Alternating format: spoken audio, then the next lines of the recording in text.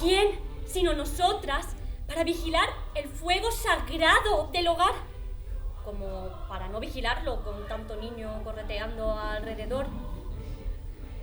No perdamos el respeto de los hombres queriendo entrar con ellos en la pista.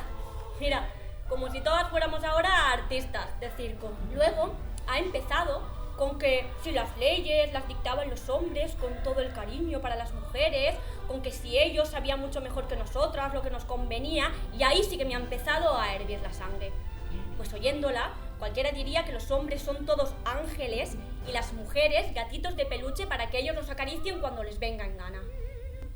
¿Dónde estaríamos si no me hubiese puesto yo a trabajar? Para él, para mí y para mis 8 pequeños. Eso, muy bien, dicen las de verde y morado. Por supuesto, no gano tanto como él. No soy más que una mujer, aunque trabaje igual de duro. Lo mejor que me ha pasado en la vida fue cuando mi marido Jim perdió la pierna. Ahora te toca a ti ocuparte de la casa y hacer mi trabajo mientras yo hago el tuyo. ¿No decías que una madre de familia no tiene nada que hacer?